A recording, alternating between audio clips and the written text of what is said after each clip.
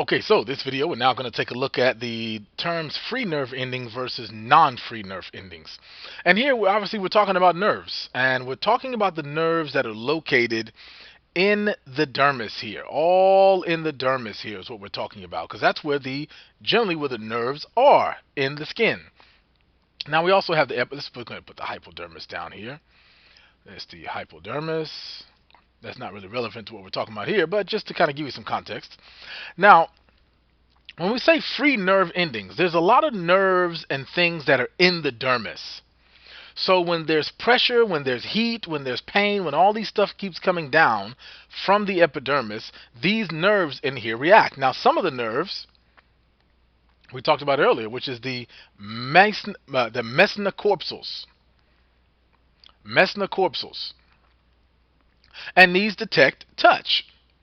Now, also in the skin, you have these little onion-looking nerves here. They have some sort of sensory neurons all kind of traveling along there. Some onion-looking things in here. This is in the reticular layer of the dermis. These are called the Pacinian corpuscles. Pacinian, Italian guy. And these things here, these nerves here, these are related to pressure. Pressure. I just remember the Pacinian and pressure, the two P's there. Now, we also, to get to the point here regarding the free nerve endings and non-free. These nerves here, the Pacinian and the mesnocorpsals, I would say these are considered non-free nerve endings. Now, non-free nerve endings is not a term that you would generally find in a biology book, but it's just a way to kind of understand why are they calling it free nerve endings. And they're saying non-free because these nerve endings here have a structure that they have to follow. There's a structure that's connected to it. Now, you also have nerve endings in here that are kind of floating up in the papillary layer. And these are called the free nerve endings, the ones that are just kind of like a rope. And they're just reacting to different stuff. So this nerve ending here might react to itch. Another one's going to react to heat.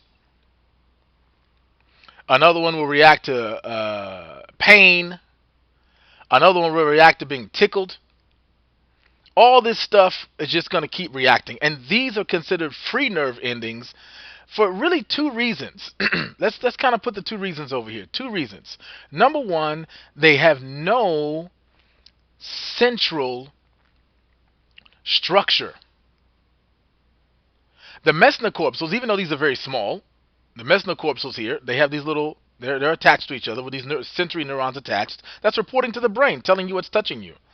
The mesnocorpsals, they have a central structure. The Pacinian corpuscles, they have a central structure, these onion-looking things. But the free nerve endings, they have no central structure. It's just sort of a rope, like just a nerve line that's just kind of all connected here to just report back to the brain. But there's no sort of a headquarters that you can say. Right? No central structure. The other reason why it's free, they have different functions. Meaning, these free nerve endings here, they are free because they're free to do whatever they want. Even though they all look the same, they're all free nerve endings. They don't have a central structure, but they're all free doing whatever they want to do. So yeah, one is itching, one is looking for heat, one is looking for pain, one is looking for tickle. So for example, if this skin here started to heat up, this nerve here that's related to tickle is not going to fire. That neuron's not going to report anything because this one is only looking for tickling. It's not looking for heat. So these free nerve endings are free because they don't have any structure to follow. There's no central structure like the Pacinian onion-looking thing here. And secondly, they're free because they can do whatever they want to do, even though they all look the same. The Pacinian corpuscles, even though you have two of them, let's say of course you're going to have more than these in here. Let's say you got 2 or 3 Pacinian corpuscles.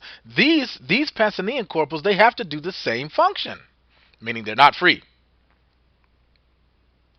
They have to do the same function. They look alike, but they have to do the same function. So you can't have one Pacinian corpuscle that's looking for pressure and another one is looking for pain. No.